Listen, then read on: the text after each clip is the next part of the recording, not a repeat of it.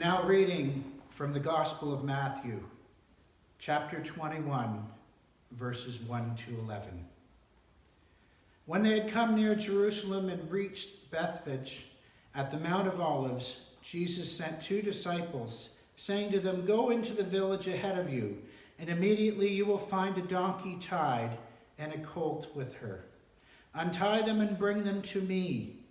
If anyone says anything to you, just say this: 'The Lord needs them,' and he will send them immediately." This took place to fulfill what had been spoken through the prophet, saying, "Tell the daughter of Zion, look, your king is coming to you, humble and mounted on a donkey and a colt, the foal of a donkey." The disciples went and did as Jesus directed them. They brought the donkey and the colt and put their cloaks on them, and he sat on them. A very large crowd spread their cloaks on the road, and others cut branches from trees and spread them on the road. The crowds that went ahead of him and that followed were shouting, "Hosanna, the Son of David. Blessed is the one who comes in the name of the Lord. Hosanna in the highest heaven." When he entered Jerusalem, the whole city was in turmoil, asking, "Who is this?" The crowds were saying, "This is the prophet Jesus from Nazareth in Galilee."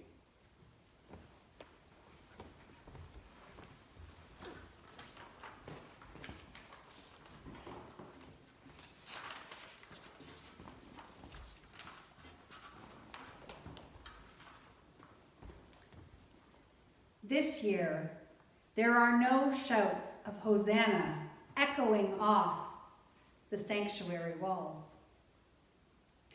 There are no palm branches being waved in the air or processionals into the church. It hardly even feels like Palm Sunday, this Sunday that marks the beginning of Holy Week. This year, we have been jolted from the familiar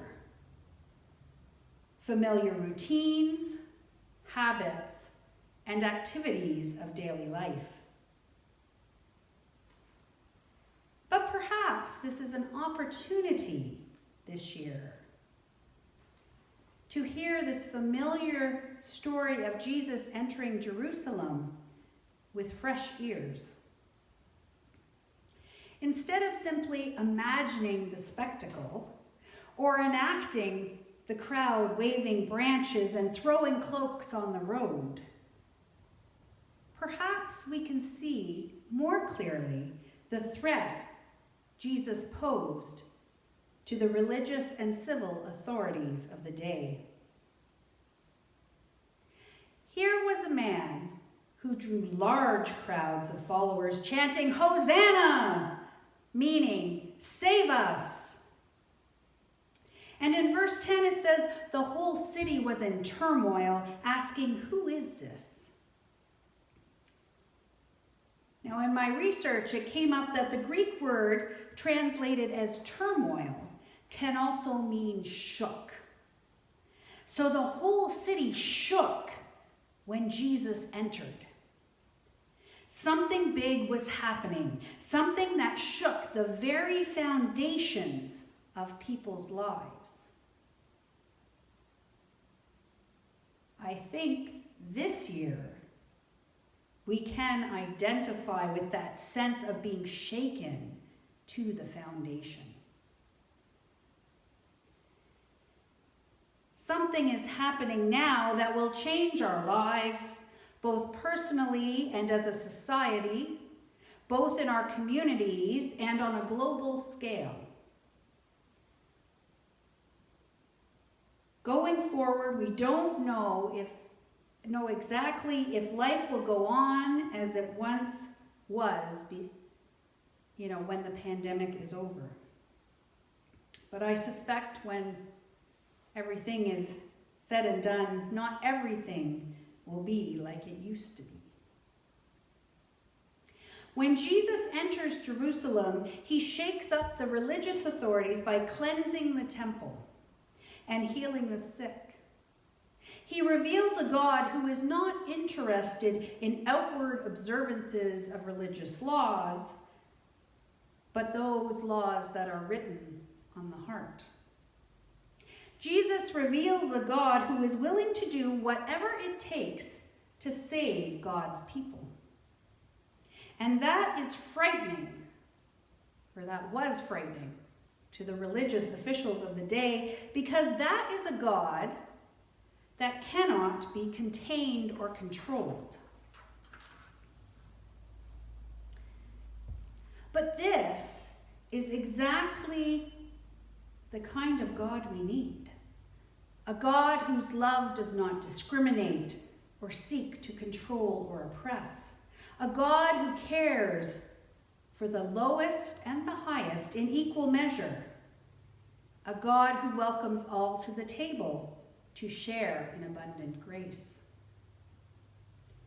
After Jesus enters Jerusalem, everything changes. The crowds that cheer will soon turn and shout, "Crucify him!" The disciples that surround him will soon betray and deny him. And yet Jesus continues on, knowing that what is to happen will change the world forever. The stories of Holy Week reveal a God who refuses to back down or turn away, even in the bleakest and most painful moments. And therein lies our hope in the saving love of Christ.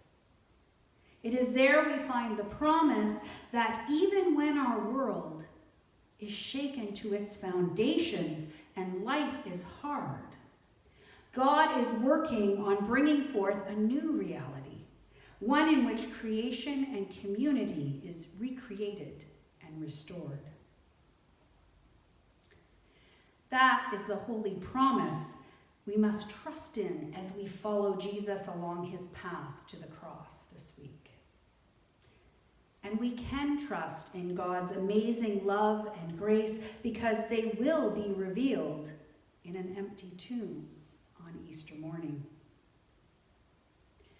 And so on this Palm Sunday, even as our world and lives have been shaken to their foundations, even though we are physically distant from one another, we can still shout, "Hosanna!"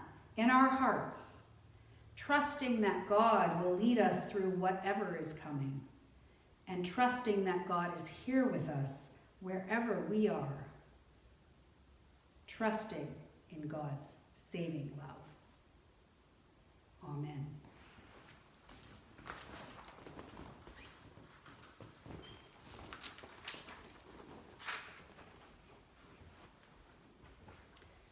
We move now to a time of confession.